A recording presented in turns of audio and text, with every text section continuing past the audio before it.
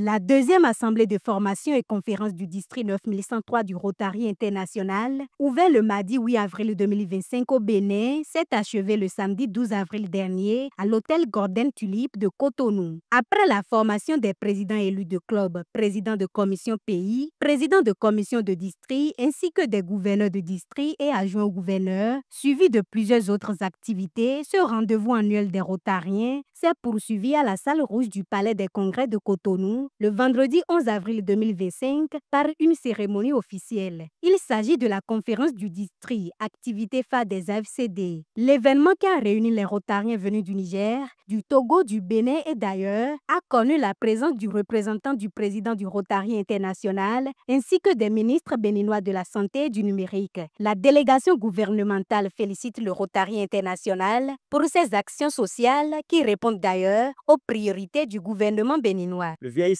s'accompagne souvent d'un isolement progressif qu'il perd d'un père, parfois même d'une mise à l'écart.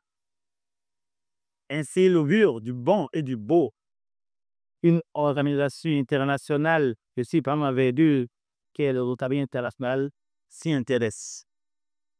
Ce que vous appelez magie, moi, je le traduire volontariat, bienveillance et créativité. Votre approche de l'écrivain est concrète. Elle passe par des actions de proximité, par l'écoute, le partage et l'innovation sociale. L'utilisation en particulier des technologies numériques pour améliorer la qualité de vie des personnes âgées va se traduire sans être limitatif par l'accès à des services de sécurité en ligne, des outils de communication pour rester en contact avec la famille et les amis. Mais nous savons que les politiques publiques, aussi ambitieuses soient-elles, ne peuvent réussir sans le relais viticien associatif, sans le cœur des citoyens engagés comme nous. Nous devons donc travailler main dans la main.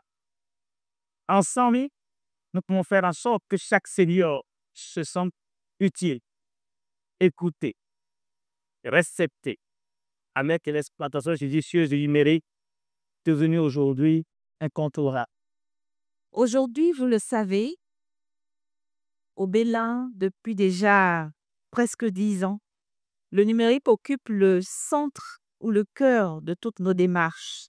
Pour moi, mesdames et messieurs, les seniors représentent une force vive de notre société. Je veux également vous demander, solliciter de votre part, en toute humilité, de nos aînés, à porter ce message vers les plus jeunes, vers ceux qui demandent conseil pour choisir leur métier. C'était l'occasion pour les responsables de l'organisation de faire le bilan des exploits accomplis et de se projeter dans l'avenir. Un panel placé sous le thème de l'événement « La magie du numérique pour une société inclusive des seniors » a été également animé pour mieux informer les participants. La gouverneure élue du district pour le compte de l'année 2025-2026 dresse son programme d'action de gouvernance. J'encouragerai les clubs à créer des partenariats comme nous le demande le président du Rotary International 25-26, créer des partenariats avec des associations, des organisations professionnelles, des ordres professionnels, des établissements universitaires,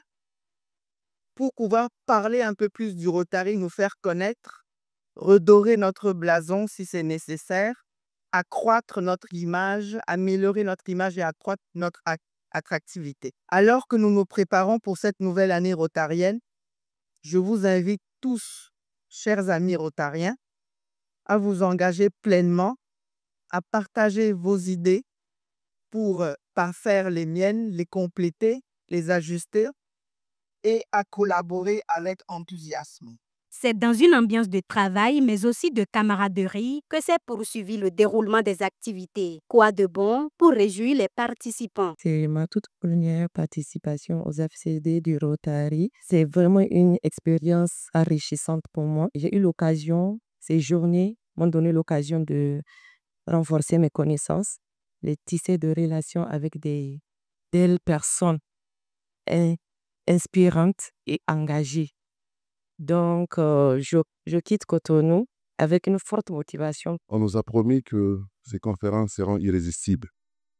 Et je dirais que c'est vraiment irrésistible. Depuis que nous sommes arrivés, on n'a pas eu de répit.